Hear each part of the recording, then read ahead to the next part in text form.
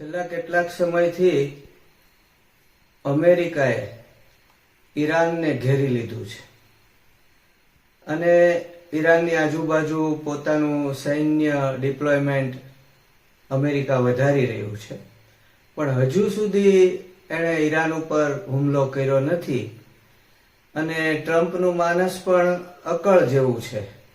એટલે કેટલાકને મનમાં સંદેહ છે કે અમેરિકા ઈરાન ઉપર હુમલો કરશે નહીં, પરંતુ 23/2/2026 થી બની રહેલા ગ્રહયોગો એવું બતાવી રહ્યા છે કે આવનારા સમયમાં ઈરાન અમેરિકા અને ઈરાન ઇઝરાયલ વચ્ચેનો સંઘર્ષ ટાળી શકાશે નહીં અને અમેરિકા તથા ઇઝરાયલ ઈરાન ઉપર બહુ મોટો અને ઘાતક હુમલાઓ કરે એવી અને ઈરાન પણ વળતો ઘા કરે એવી શક્યતા ગ્રહોની દ્રષ્ટિએ જણાઈ રહી છે.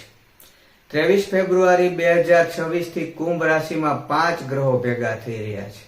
એમાં રાહુ મંગળનો અંગારક યોગ અને મંગળ અને શુક્રનો ઘૃતાગ્નિ યોગ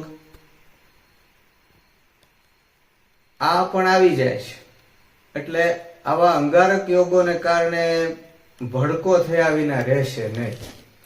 વળી 24મી ફેબ્રુઆરીએ સવારે 7 વાગ્યે હોળાષ્ટક બેસે છે અને સાથે જ્વાળામુખી નામનો યોગ પણ બની રહ્યો છે, જે 25 ફેબ્રુઆરીની બપોરના 1:40 સુધી રહેશે.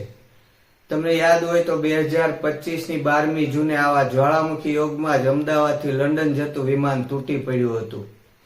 માટે અનિવાર્ય ન હોય તો હોળાષ્ટકમાં અને જ્વાળામુખી યોગમાં મુસાફરી ટાળવાની સલાહ છે, કારણ કે હોળાષ્ટકમાં અને જ્વાળામુખી યોગમાં આગ અકસ્માતોની શક્યતા રહે છે અને આવા સમયગાળામાં શુભ કાર્યો અને મુસાફરી કરવી એ જ્યોતિષશાસ્ત્રની દ્રષ્ટિએ હિતાવહ ગણાતું નથી, મનાતું નથી. 27 તારીખે સૂર્ય રાહુની યુતિ થવાની છે. એ પણ આગામી સમયમાં રાજનેતાઓ, રાજાઓ, શાસકો, અગ્રગણ્ય વ્યક્તિઓ અને ઉદ્યોગપતિઓને મૃત્યુ તુલ્ય કષ્ટ આપતી જોવા મળશે આ યુતિ, અને દુનિયાના ઘણા શાસકો ખૂબ હેરાન પરેશાન થઈ જશે.